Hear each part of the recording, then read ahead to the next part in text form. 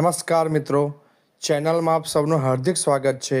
આજે આપણે સ્પીયરમેનના ક્રમાંક સહસંબંધાંકની રીતે સહસંબંધાંકની ગણતરી કેવી રીતે કરી શકાય તેના વિશે જોવાના છીએ. તો સૌપ્રથમ તો આપણે એક દાખલાની રકમ જોશું અને એને સમજવા માટે પ્રયત્ન કરીશું. તો મિત્રો આપણી પાસે આ રકમ આપવામાં આવી છે. હવે સહસંબંધાંક એ બે ચલો વચ્ચેનો સંબંધ દર્શાવે છે. તો આપણી પાસે બે ચલ અહીં આપવામાં આવ્યા છે, વિજ્ઞાનના ગુણ અને ગણિતના ગુણ અને વિજ્ઞાનના ગુણ. આ ગણિતના ગુણ એટલે કે આપણે એને એક્સ તરીકે દર્શાવશું અને વિજ્ઞાનના ગુણ એટલે આપણે વાય તરીકે દર્શાવશું. તો આપણી પાસે બે ચલ છે, એક્સ અને વાય, અને એને આપણે ક્રમાંક સહસંબંધાંક ચાર્લ્સ સ્પીયરમેને આપેલી રીત છે ક્રમાંક સહસંબંધાંકની. તો એ ક્રમાંક સહસંબંધાંકની રીતે સહસંબંધાંક ગણીશું. તો ક્રમાંક સહસંબંધાંકનું સૌપ્રથમ સૂત્ર લખીએ એટલે આપણને ખ્યાલ આવે કે કરવાનું શું છે. તો આર બરાબર 1 માઇનસ 6 સિગ્મા ડી સ્ક્વેર છેદમાં n કૌંસમાં n સ્ક્વેર માઇનસ 1. તો મિત્રો આપણું સૂત્ર શું છે?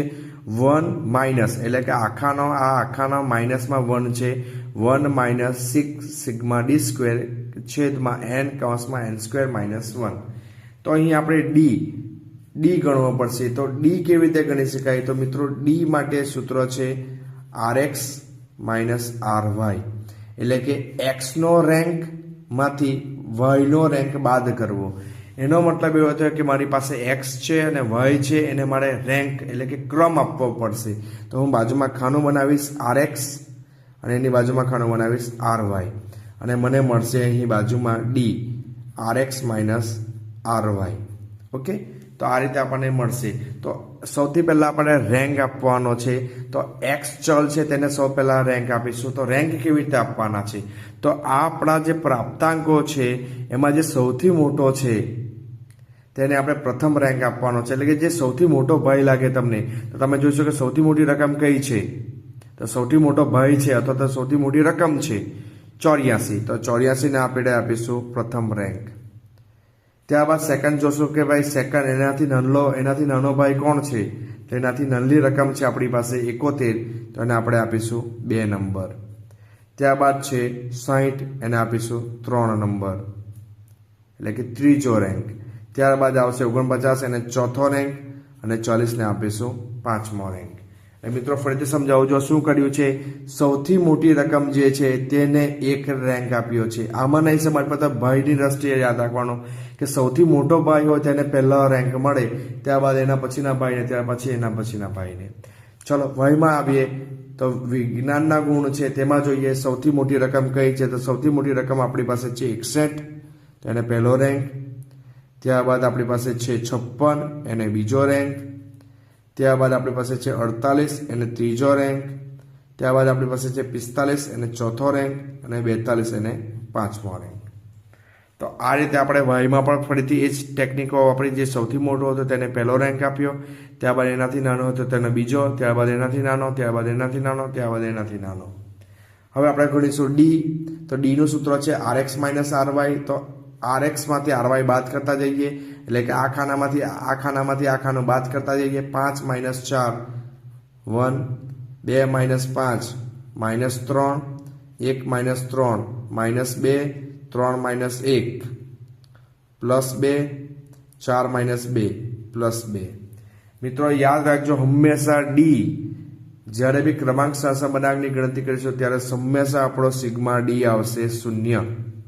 એટલે જો આપણા ક્રમમાં આપણે કોઈ ભૂલો કરેલી હશે તો આપણો સિગ્મા ડી મળશે નહીં.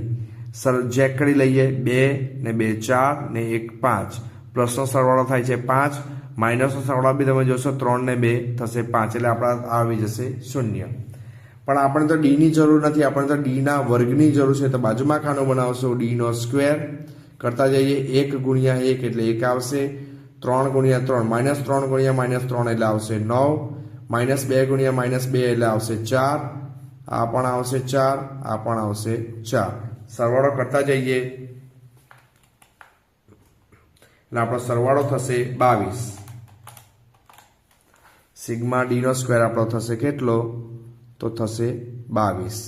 સૂત્રમાં રકમ મૂકીએ તો 1 માઇનસ 6/22 છેદમાં n આપણે ગણી લઈએ 1 2 3 4 ને 5 n આપણને આપેલા છે 5 તો 5/5 વર્ગ માઇનસ 1 બરાબર 1 માઇનસ 22 ગુણ્યા 6 કરીશું કેલ્ક્યુલેટર પર એટલે આવશે 132 છેદમાં 5/5 નો સ્ક્વેર કરીએ એટલે કે 5 ગુણ્યા 5 એટલે આવશે 25 માઇનસ 1 મિત્રો તમે જોજો આ પદને છેડવાનું નથી અત્યારે આ જ્યાં સુધી સિંગલ ડિજિટમાં આપણને મળે ના ત્યાં સુધી 1 માઇનસ 132 5/25 માંથી 1 જાય એટલે હવે આપણને મળશે 24 1 માઇનસ 132 24 ગુણ્યા 5 કરીશું આપણને આવશે 120 132 ભાગ્યા કરીશું 120 132 ભાગ્યા 120 એટલે આપણને મળે છે 1.1 1 માંથી 1 પોઈન્ટ બાદ કરીશું એટલે 0.1 મળશે પણ કેવા માઇનસ એનો મતલબ એવો થયો કે આ કયો સંબંધ છે ઋણ આંશિક ઋણ સહસંબંધ દર્શાવે છે -0.1 આવ્યા એટલા માટે ફરીથી રિપીટ કરો જુઓ મિત્રો સહસંબંધાંક હંમેશા -1 થી +1 ની જ વચ્ચે આવશે એટલે આ ખાસ ધ્યાનમાં રાખવું આ જોઈ લઈએ શું કર્યું આપણે તો ભાઈ આ રીતે રેન્ક આપ્યા હતા RX સૌથી મોટા પ્રાપ્તાંકને પહેલો રેન્ક ત્યારબાદ એ ક્રમશઃ આપણે રેન્ક આપતા ગયા વાયમાં બે જ રીતે કર્યું સૌથી મોટા પ્રાપ્તાંકને પહેલો રેન્ક ત્યારબાદ ક્રમશઃ રેન્ક આપતા ગયા ડી RX માંથી RY બાદ કર્યો એટલે આપણે ડી મળ્યું એનો ડી નો સ્ક્વેર કર્યો કારણ કે એની જરૂર હતી આપણને અને એનો સરવાળો કર્યો એને આપણે સૂત્રમાં રકમમાં મૂક્યો એન આપણે ગણી નાખ્યા કે 5 આપેલા છે બરાબર અને એ રીતે આપણે સાદુરૂપ આપતા આપણને સહસંબંધાંક મળ્યો -0.1 તો આશા રાખીએ કે તમને આ સૂત્રમાં અને આ દાખલામાં ખ્યાલ આવ્યો હશે થેન્ક યુ સો મચ